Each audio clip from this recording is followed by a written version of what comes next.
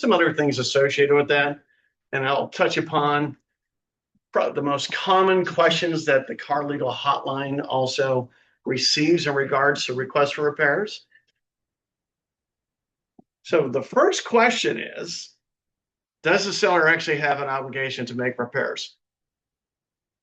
No. And they don't, unless it's agreed to by contract, right? Or those repairs that are required by state and local law. Can anyone tell me what is required by state and local law? Water heater strapping and smoke detectors. Those are the only two aspects required by law that you cannot circumvent. Now, you can make a decision in regards to who's going to be paying for that, because the law does not dictate if it's the seller's obligation or the buyer's obligation to pay for that. So once again, the only repairs that have to be made is associated with smoke detectors and water heater bracing. Now, Section 7, which I have on the screen, Section 7B, it specifically says that the property is sold as is. And if you read through the paragraph, and that just means we need to disclose to the buyer any conditions of the property. That is the seller's obligation.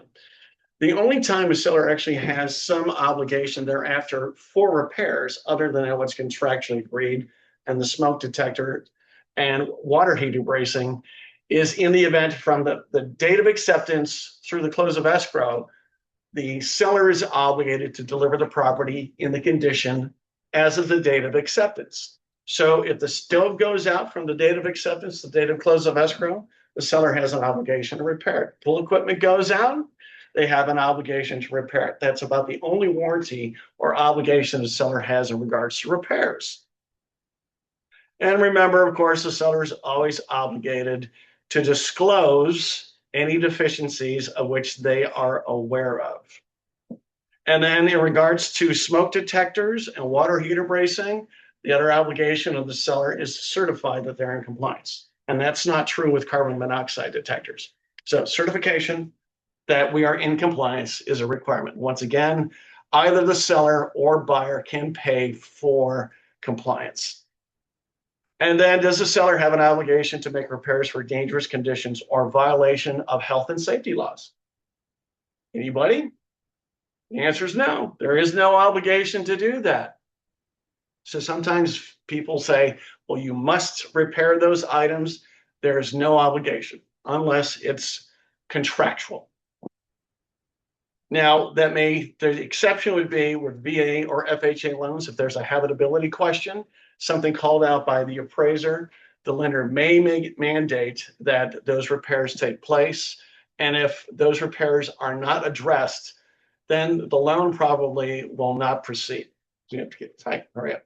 So you have to keep that in mind, as a matter of fact.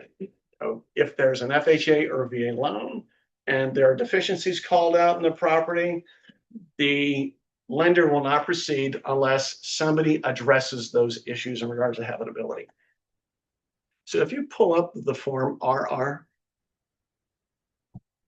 okay, buyer request repairs.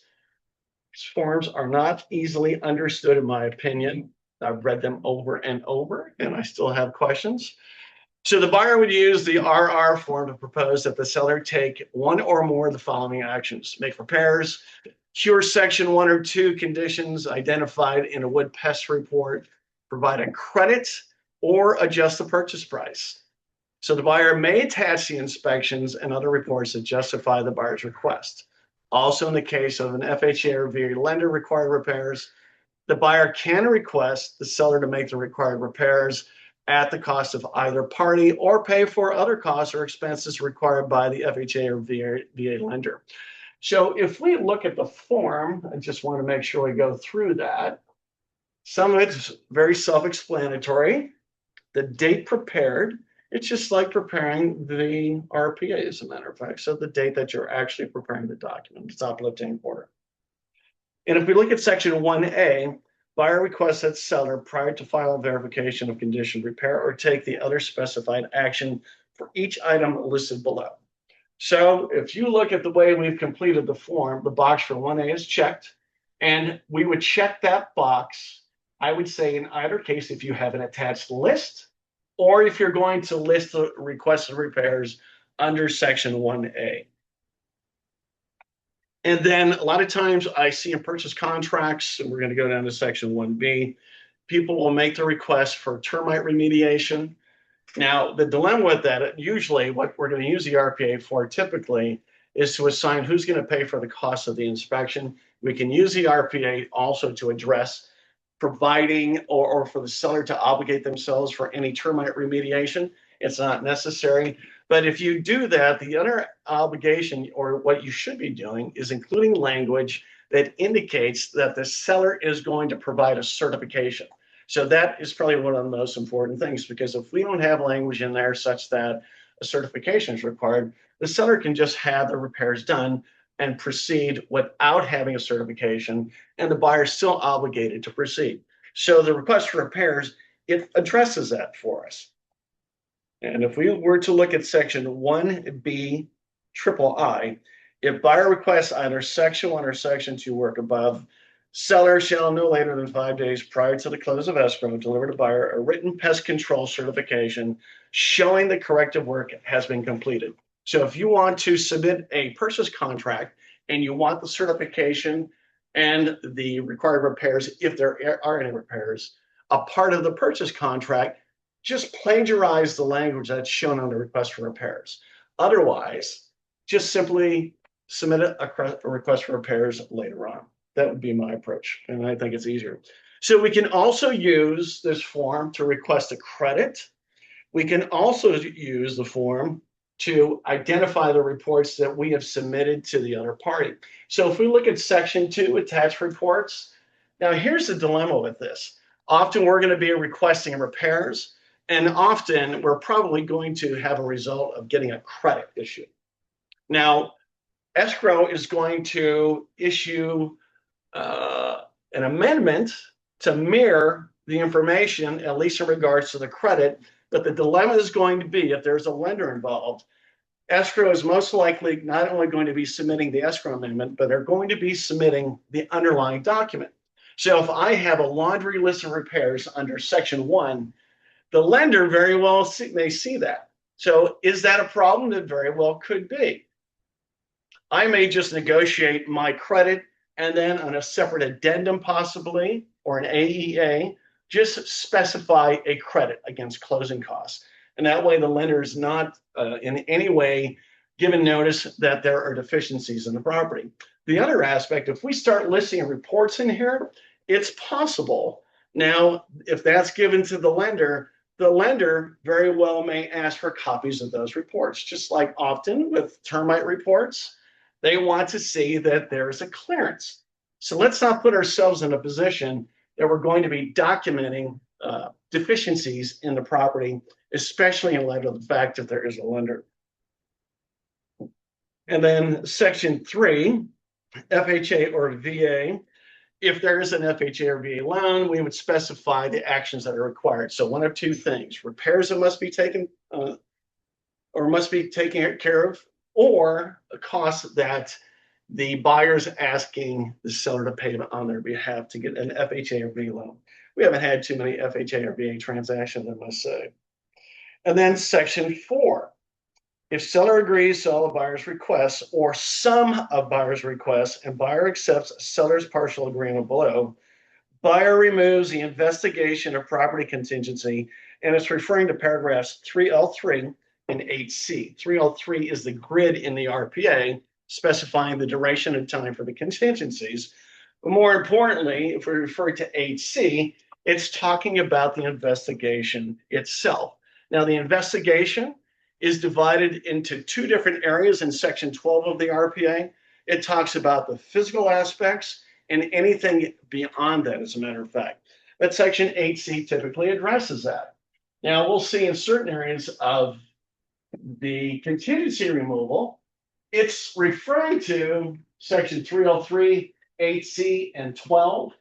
12 is not a contingency. It's just describing the total scope of what the investigation consists of, or what's available to the buyer in terms of investigations. And it also prohibits buyers, for example, from contacting a governmental agency to come out and look at the property. So that is a contractual violation. And then if we go down to section 4B, if we were to check the box, buyer removes those contingencies identified on the attached signed contingency removal form. And it talks about the buyer releasing the seller from any known deficiencies in the property. So if we want more than just the investigation contingency released, we would attach a contingency removal form. So if we're doing that, if that's going to be our approach, and we submit the request for repairs to the seller together with an attached contingency removal form, the obligation is not met until the contingency removal form is signed by all parties and the request for repairs. So if you're the seller, you submit the request for repairs and an attached contingency removal form. If the buyer does not sign it, seller has no obligation to complete anything that's listed on the request for repairs. So we want to be sure that if we're attaching that addendum is signed. And then let's talk about expiration. The form itself talks about 3 days following the date of the last signature. So if the buyer signs the request for repairs and the seller decides to proceed as requested, they have a total of 3 days to sign it and return it to the buyer. It's either that, or in the event the buyer submits a new request for repairs that invalidates any prior request for repairs that were submitted. Likewise, if the seller submits a response and then they submit another response upon the buyer's receipt of that secondary response, it invalidates any prior responses unless the buyer already accepted and returned that document. So let's go to the next page on the request for repairs, please. And then let's see, page 2 now. Unfortunately, these areas are not numbered. All it says is seller response, or it says buyer response to seller partial conditional agreement. So sometimes it makes it more difficult when you're going through the form. So page 2, the buyer response at the very top, excuse me now. Let's see, in the right section, scheduler. All right. The seller response.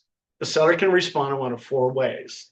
So they can choose 1A, which means they agree to all of the buyer's requests. They can choose 1B, which means they're agreeing to a partial response or partial acceptance. And then we would specify which aspects we are not going to complete. And then probably what's really most important, if we go down to section 1C, additional conditions, the seller's agreement only applies if buyer removes those contingencies identified on the attached contingency removal form by signing and delivering it within the time specified. So if, once again, we have a signed contingency removal form, all parties must sign that in addition to the request for repairs for that to be valid. In the event the seller only agrees, if the seller agrees with it, if there's no attached contingency removal form and the seller agrees to all the buyer's requests, whether in totality or partially, and the buyer accepts that, still section 8C, the investigation contingency, is effectively removed. Now, what happens if a buyer submits a request for repairs and the seller decides to use some other form or documentation? Is that permissible? Anything is permissible, but unfortunately, the benefits of the seller, such as automatically removing the investigation contingency, may be lost unless you include that in the documentation if you choose to use some other form. So keep that in mind. That's very, very important. And why do we want that? Because first of all, I would say whether the seller agrees to termite completion or any repairs that they're going to complete, we really don't want the seller proceeding with completing any of those repairs until the contingencies are removed. Because what's going to happen, transaction fails, the seller spent a lot of money, and maybe the next buyer is not going to make the same request in regards to repairs, and the seller is going to be very disenchanted with us. So I would never suggest that the seller proceed with the repairs, and make sure they understand that. that they never should complete the repairs that are requested until we have contingency removal. Any questions about that? Well, let's just go down to the bottom of the form. Buyer response to seller partial conditional agreement. So the choices are the buyer accepts the seller's partial or conditional agreement, or if they don't, then we start all over and issue a new request. So we would go on to request for repairs number 2. But if the seller responds, so numbering, the buyer submits a request for repairs, that's number 1. The seller submits a seller response to the buyer's request for repairs. What is that going to be numbered? That's going to be numbered 1.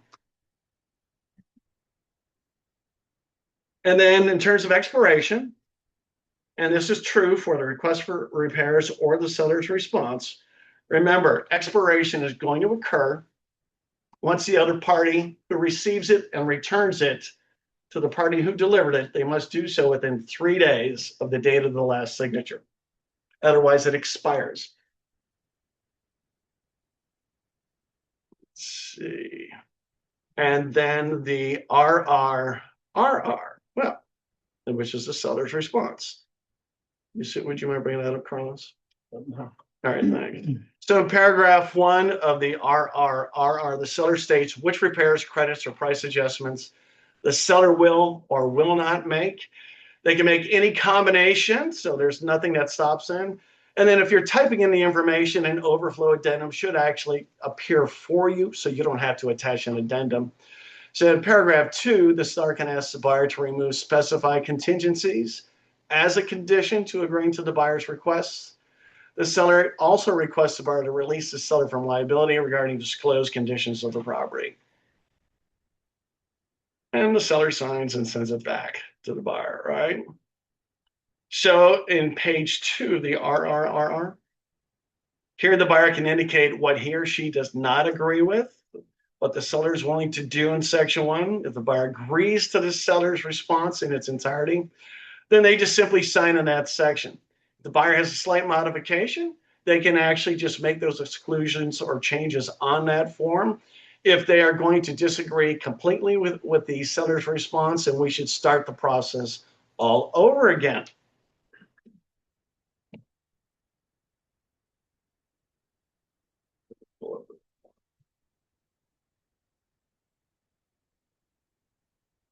So let's go back to page 1 of the RRRR, and I just want to go over this one more time. So the form itself, if we look at section 1A, we check the first box. Seller agrees to all a buyer's requests and request for repair number, except, or at the close of escrow, we can issue a credit, or section 1C, we can modify the purchase price, or section 1D, we can state virtually anything we want. So now what's very, very important to me is section 2, seller's conditions.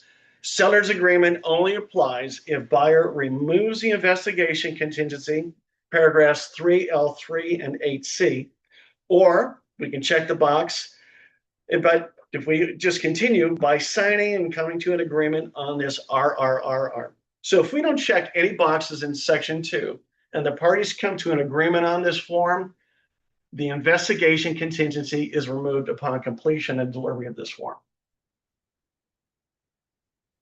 Would you pull up the contingency removal? All right, and what I don't want anyone to be confused about, which is very interesting, if we look at section 2C of the contingency removal, you can see investigation of property, paragraph 303, 8C, and 12. Once again, section 8C is effectively the switch for removing the investigation contingency. Section 12 talks about the scope of the investigations once again, and that's divided between the physical aspects and anything outside of that. Neighborhood news for nuisance would be something that you might give consideration to. Now, if we look at the form, section 2C2, if we were to check the box, only the part of the investigation related to inspections concerning physical attributes of the property, you can see how that's called out. Or section 2C3, all buyer investigations other than the physical attributes. And once again, paragraph 12 of the RPA discerns between the physical and non-physical aspects of the investigation contingency.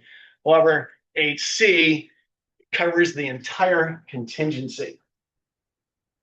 I think referring to section 12 is sometimes confusing, but I wanted to mention, I think it's just trying to point out what the entire scope of the investigations consist of contractually. And it's very broad.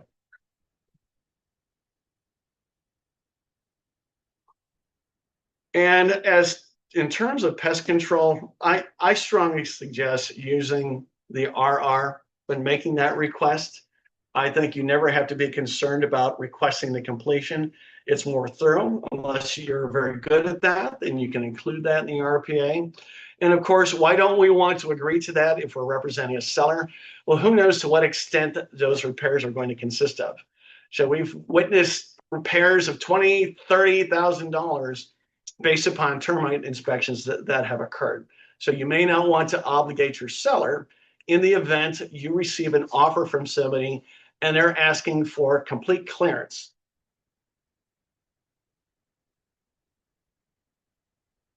And then the other aspect, if you think that you're just going to be coming to the conclusion when negotiating repairs that there's going to be a credit issued, I strongly suggest just using a separate addendum.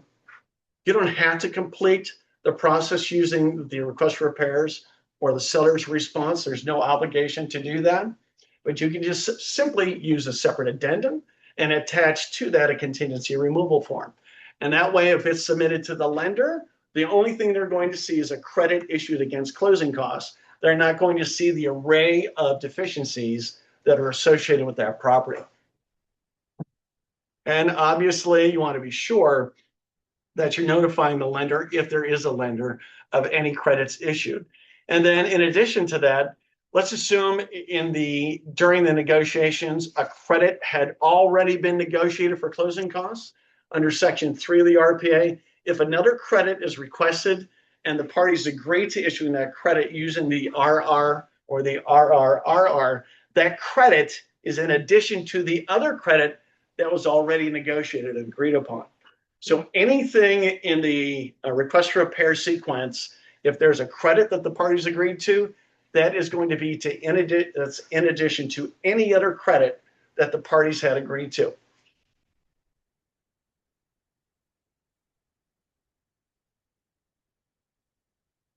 And you can use the request for repairs for a price reduction. So that's something that you can do actually.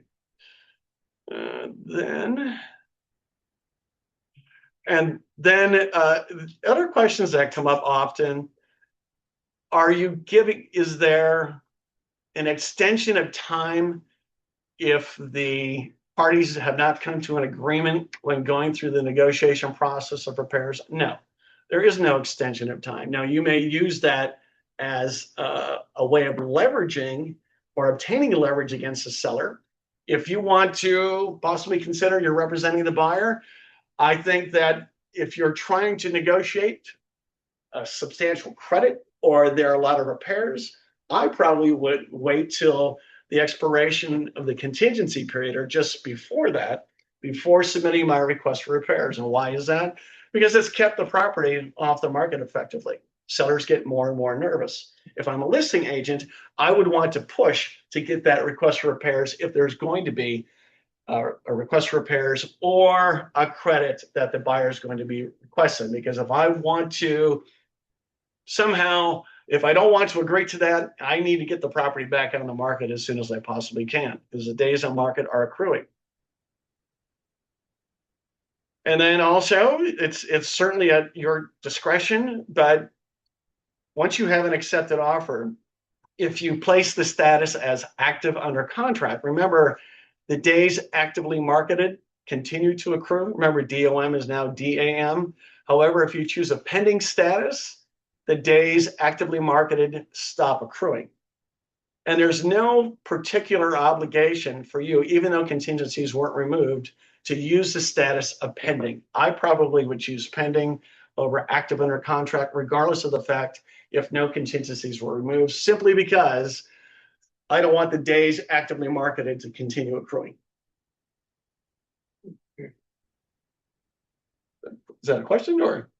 There. Let's see. And then completion of repairs, that the time frame within the purchase contract stipulates that any repairs are to be completed within 5 days prior to close of escrow. It's always a kind of a moving target, I would say. And once again, when submitting a request for repairs, it does not automatically extend the contingency removal period.